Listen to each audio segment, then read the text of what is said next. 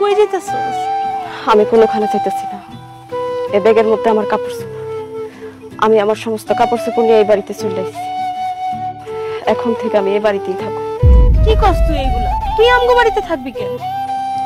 কারণ এইটা আমার শ্বশুর বাড়ি। কি করতেছস তুই? আমাগো বাড়ি তোর শ্বশুর বাড়ি মানে? চাচি, হেলাল ভাই বিদেশ যাওয়ার আগে আমার বিয়া করে গেছে। আমি হেলাল ভাইয়ের বউ চাচি। আমারে তুমি এই বাড়িতে ঠাই দাও চাচি। আমার স্বামীর বাড়িতে আমার আশ্রয় দাও। আল্লাহ, তুই সব কি কইতাছস? আমার হেলাল তোরে বিয়ে করছে, এ কথা তুই কস নাই কেন? কারণ হেলাল ভাই আমার না করছিল কইতে। সে বলছিল বিদেশে গিয়ে সে অনেক টাকা পয়সা ইনকাম করে বাংলাদেশে আইসা ধুমধাম করে আমার উঠায় আনলো। তাই আমি কাউরে কিছু কইনি। মা, তুই এটা কি করলি? তুই কেন আমার পোলারে বিয়ে করছিলি? আমার পোলা তো মইরা গেছে, এখন তোর কি হইব? আমার কপালে যা আছে তাই হবো চাচি।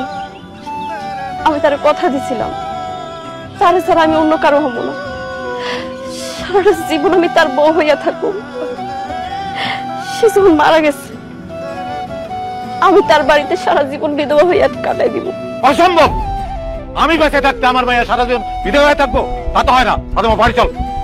না না আব্বা, আমি কোনোখানে যাবো না। আমি এই বাড়িতেই থাকুম। এটা আমার শ্বশুর বাড়ি। না, আমি তোর বিয়া মানি না। তুই আমার লগে মিথ্যা কথা কইতেছস। হেলালের লগে তোর বিয়া হয় নাই। চাচা, হেলালের সাথে ফাতেমার বিয়ে হয়েছে। হেলাল নিজে আমাকে ফাতেমার কথা বলছে। ওরা যে লুকায় বিয়ে করছে, হেলাল সেটাও আমাকে বলছে। হেলালের খুব ইচ্ছা ছিল বিদেশ থেকে এসে ধুমধাম করে ফাতেমাকে বিয়ে করে সংসার শুরু করবে, কিন্তু সেটা তো আর হলো না।